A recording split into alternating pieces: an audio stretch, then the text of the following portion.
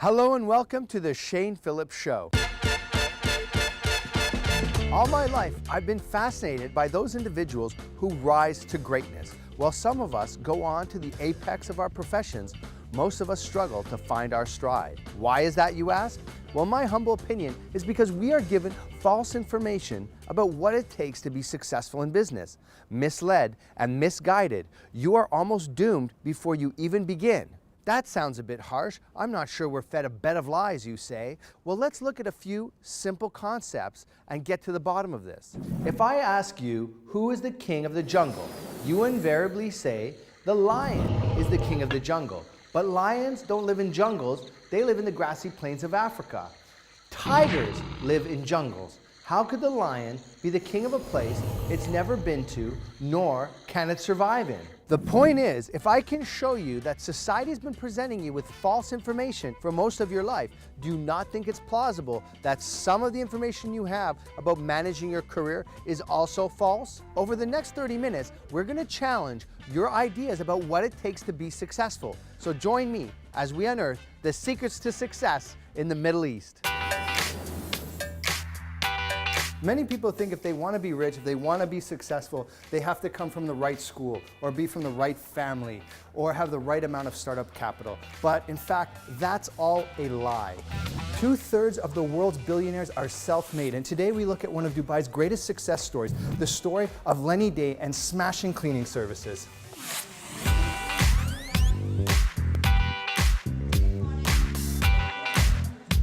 I was 19 when I decided to leave Philippines and work first in Brunei, coming from a poor family. So that's my ambition to leave the country so I could support my family.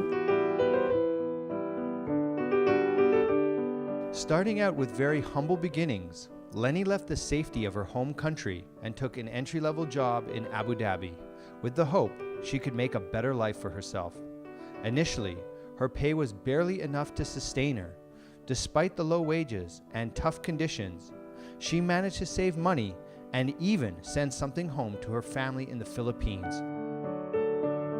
When we moved to Dubai and I had a 2-year break, I said to James, my husband, that I want to go back to work. He suggested rather than working for somebody, then why don't we start the company, like window cleaning. When we have done our own window cleaning from other company, I saw them, how they're doing it, and it's not satisfactory, and I said, we can do it.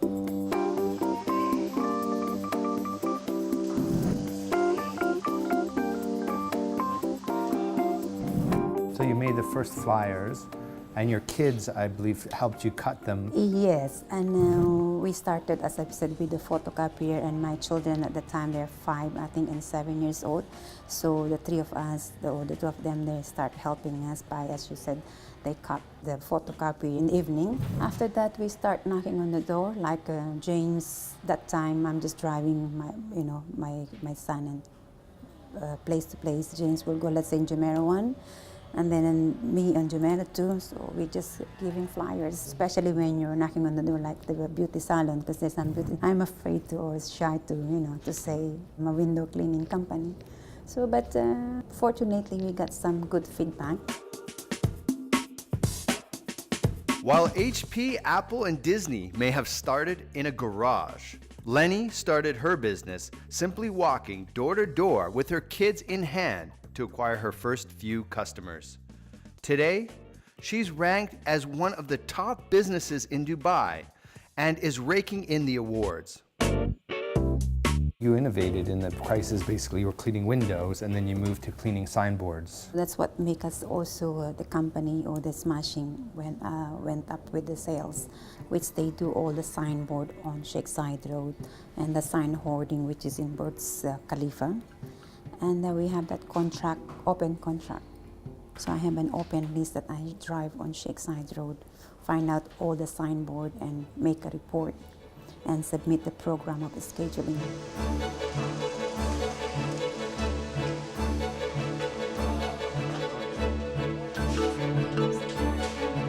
I think part of it was you created the core company, you pushed through the tough times, you didn't give up, and then you slightly innovated within your product line using the same capabilities, cleaning windows, and then you diversified? Into more technical activities. Because that time Dubai municipality implemented water tank cleaning, which became a legislation. So we studied that one, and then we said, okay, let's do it. But in doing that, you have to go for a training, so you can get all the certification also that your technicians are certified. Even myself, I'm certified to do water tank because I went on an actual training and taking examination also. You climb inside the tank, or? Yeah. I go on the roof. I climb on the ladder on the roof. In your mind, what makes a successful business, or what are the key tenets of a successful business? For me, I think being passionate, hands-on on the job, and you need to be, true to yourself. We say yes when we can do the job only. Teamwork with your staff, and even our, as you can say, the lowest position, the technicians. It's like a family atmosphere, and it's open, So I think that's a success in running a business, to keep also your staff. Our job is intense, The service we're providing to the client, it's all been seen, like we clean the windows or cleaning house or water tank, not much. But it's like you clean this table, you come, oh, there is a dirt in here. So it's a very intense job. So what we do also, we train our staff, our technicians. Training is very important, What's your advice to anybody who wants to have a successful business as successful as you've had, or to start their own business? Do it yourself, so you will understand more about the business. And although cleaning is not, I don't think a lot of people would like to do cleaning for somebody's house, but I did it myself, cleaning somebody's toilets, cleaning somebody's kitchen, so I can show that to the team as well. Faith is important, and believing in yourself that you can do it.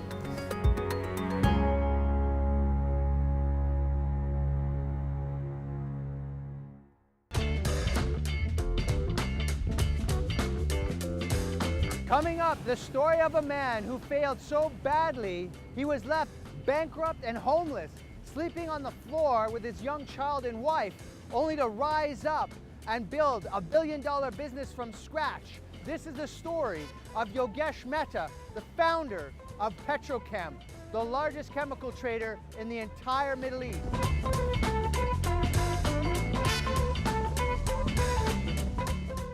Ever wonder what it takes to be truly successful, to take your career to that next level, to break through to the pinnacle of success, to be at the top of that mountain peak? Well, today we're gonna find out, because we're here at Yogesh Mehta's house. Life here in Emirates Hills is very, very tough. Firstly, you have to make sure you hire the right person to look after your Bentley. And then the gardening itself can take days and days, let alone taking care of your mansion. And we're gonna be looking at how we get you one of these.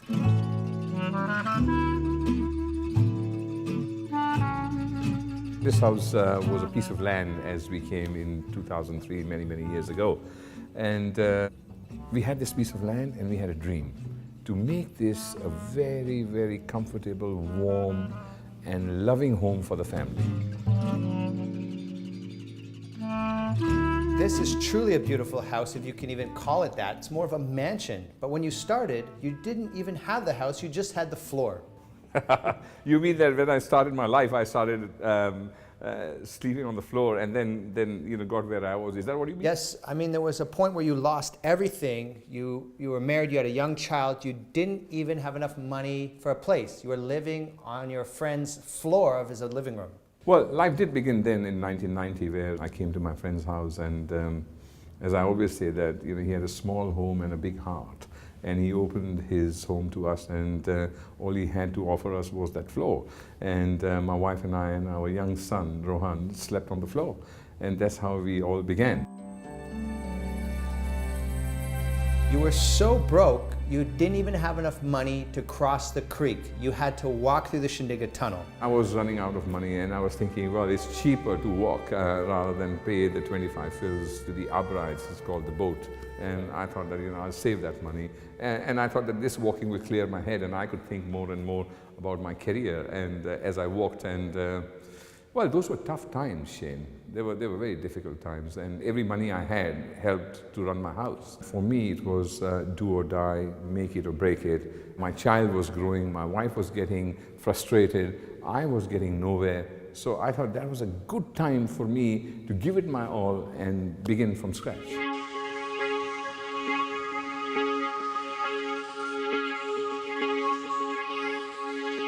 We are here in Petrochem's Jebel Ali Port Terminal. It's a $33 million facility and one of the largest in the region. They're #1 chemical trader in the Middle East and Africa, and they're in the top 20 worldwide. And this facility is where the majority of the action takes place. People may say Yogesh is lucky, but that's not necessarily the case. The truth is that this business was built over the last 18 years. It doesn't happen overnight. For us, the chemical business, the art is in the mind. And whilst my family was, and they were doing the chemical business, I don't think that you can do this just because your family is in the chemical business, so you should be doing the same business. Those times have now changed. You need specific education, which means you need a skill set. If you are in the chemical industry, you need to know about the dynamics of the chemical industry. Just like in any business you just can't do it because your family did it and so you're going to continue. You can't really. Times have moved, they become more modern, more fast-paced, and you must have a skill to do your business.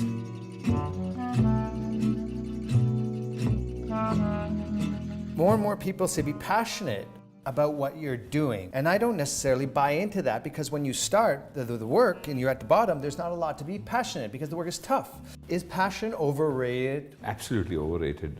You can't. Absolutely overrated. Because I think that, my passion is to be a painter. But really, it's going to make money. I wanted to be a musician when I was younger. And imagine what musicians earn other than Michael Jackson and Justin Bieber and these kind of guys. How many are there? 1 in a billion even? You need to start simple. If you want to make a career to make money, you should have a skill set. With the skill set, as you improve your skill set, you will be passionate about the work you do. If you're very good at what you do, you will definitely be passionate. So then it becomes intermingled, that passion and good work is the way to go. Yes, you should love what you do. You should like what you do. If you hate what you do, you can't hate yourself to go to work. I mean, how are you going to live your life? Starting out in your career is just like this gravel. It starts with nothing. And then from it, one step at a time, you rise up out of the ground, out of the ashes, just like Yogesh Mehta built the largest terminal storage capacity in the region. Persistence and determination alone are the most important things in your success story. Nothing can replace these two elements. Talent will not. There's nothing more common than unsuccessful people with talent. Education will not. Genius cannot replace persistence and determination. So when we look at Yogesh Mehta's success, it boils down to his determination, his willingness to never give up no matter how tough it got. In frustration, you think many times, I want to tear my hair out, I want to shout my lungs, I want to bang my head on the wall. I go through those motions almost weekly. Bad days, can be described as things not going your way, markets not going your way, positions in products that you've taken which don't go your way. Sometimes you have a grand plan and you think that it's all going to work and it does not work. And the thing to safeguard with successful people is that they are used to success. They're used to saying, I'm going to do this, and they think that they're going to succeed. But really, can you succeed every time? Self-belief is the most important thing that you can ever have in order to succeed. And I think that today, in today's world, that is missing. People want instant gratification. People want quick fixes. And quick fixes means they've lost patience, they've lost focus, they've lost motivation. You see any successful person, rags to richest people, one thing that is their drive is their motivation, it is their will, and that's the will that you are talking about. And I think self-belief and motivation are an integral part for us to succeed, for anybody to succeed.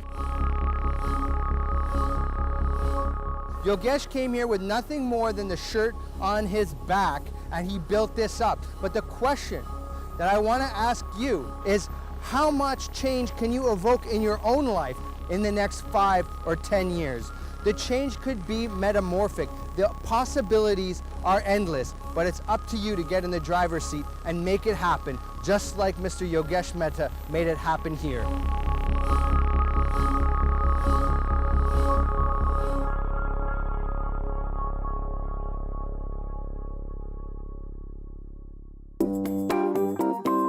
Our next story starts with complete failure. This gentleman failed out of university only to come back as a Harvard Fellow. This is the story of Mohammed Harib, the founder of Freege.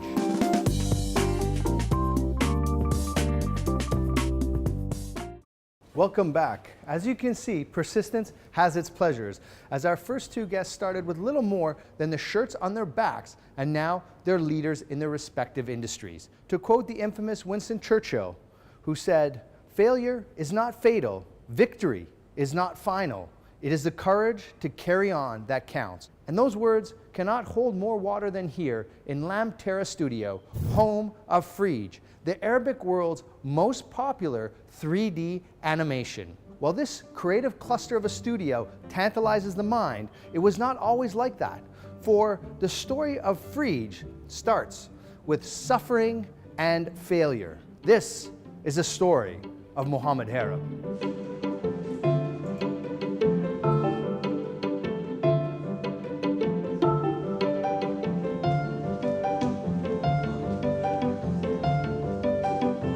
I did not know what to study. When I graduated from high school, there was no guidance back then from the school. I did the right thing and asked my father what I should study. And he said, "Why don't you study architecture?" He kind of saw Dubai going into this booming stage. And I said, "You know what, that's an interesting major." I went to the States, to Boston. I studied architecture, loved the art part, hated the math and physics, and I failed miserably. Got kicked out from the university. Thrown out of school. Thrown out of school, lost my scholarship. This could have crushed most people. This was a very tough time. For a teenager who was like thousands of miles away, breaking the news to his father, it's very hard because you don't want to fail your father as your first son. And the worst part is that I wanted to go into art, which is even more shady back then, because that's not a major that will earn you any kind of status in this country. I was the only guy studying art from 150 students from the UAE in Boston. But at least I loved what I did, and I think that was key to me succeeding later, is that I did really find my passion in what I studied. But the turning point was you didn't let the failure crush you. When you failed out, you called your father and you said, "Dad, I don't want to come home a failure. I want to take," and he said, "Well, why do you want to take art?" And I think you said, "Because you're good at drawing toes." No, he was like, I really don't care what major you study as long as you like it and as long as you come back with a degree. You didn't let this failure crush you. In fact, it was a stepping stone to your success. You get your animation degree, you come back to the UAE, and in the Middle East, they can't even spell animation, not because they can't spell, but because there was no animation here. I started off as a freelancer, worked with my cousin, so he promised me like a $5,000 every month. I never got paid. And through that, I started my own small digital magazine, and that led me to Dubai Media City. And I interviewed the CEO of Dubai Media City back then, Mr. Abdul Hamid Jum'ah, who's currently the director of the Dubai International Film Festival. And the next day, I got a call from them offering me a job. I was a marketing executive, so basically I had to make sure that stationery was there for the department. But slowly, they started to see that I can actually take good pictures, I can create good logos. So they gave me more and more opportunities. The idea of Freege only came when Mr. Abdul Hamid Jum'ah saw the sketches and he said, "This is cool, I want you to go and check out the companies at Dubai Media City, and we as Dubai Media City want to know if an animation can be created in the United Arab Emirates." And that was the initial spark that started all of that in 2003. And I ended up being in Thailand doing a demo for my show. And 2 months later, they came, and for the first time in 5 years, I saw my ladies of free walking and talking. And for me, that was the point of never going back. I knew that this, whatever it takes, needs to be achieved.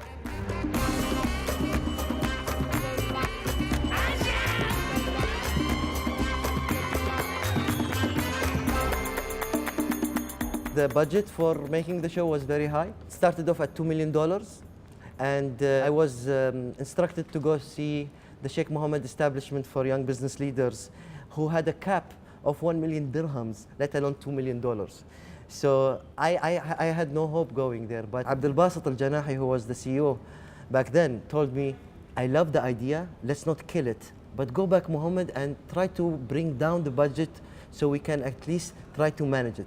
He could have killed it right there and then, and I could have still been in Dubai Media City doing nothing. That's the sign of great leadership, is the people who will guide you to do something.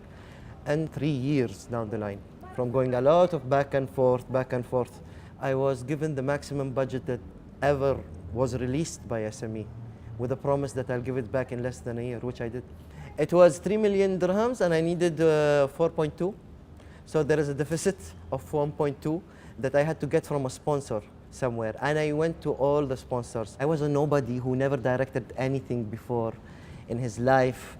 So why would they want to help me create something that has never been created even for Arabia? Crazy! From one CEO to another, you end up with the bad ones who take you to the good ones who then help you move forward. So I had my fair share of bad and good, and the good ones managed to take me a step ahead. And thankfully it went on to be the #1 show in Arabia. And not just that, it became a cultural phenomenon.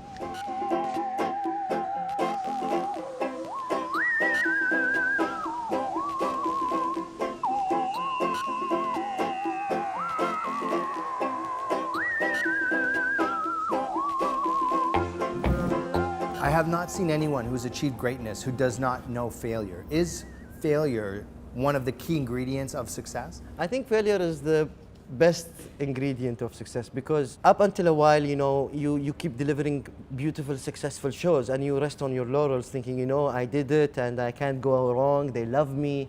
And with media, that's what they love to do. They like to put you on a certain stool very high up there, and then the next year they like to pull you down to hell, and they bring you back as a champion the next year.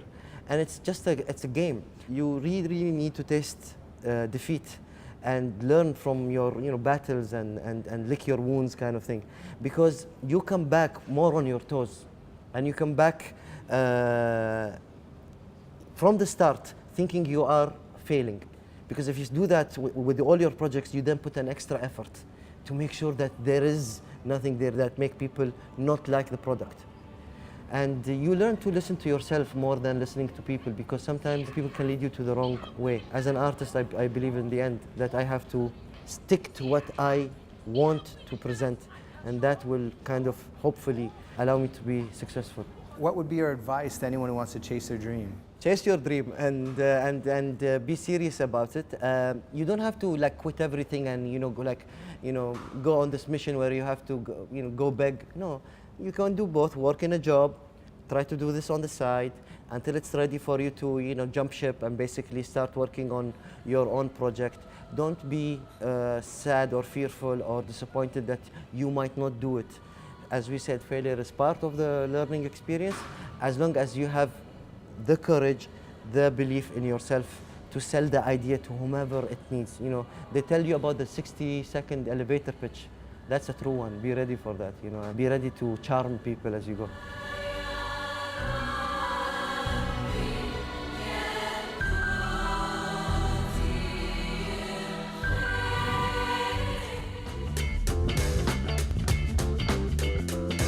So there you have it, from the horse's mouth directly. If you've been knocked down, if you're failing, if you feel the markets are working against you, I'd like to congratulate you. Congratulations on taking your first few steps towards success. As one CEO told me, fail fast and fail often, because the seeds of your finest hour are often planted in your darkest. Join us next week as we unearth the secrets to success in the Middle East.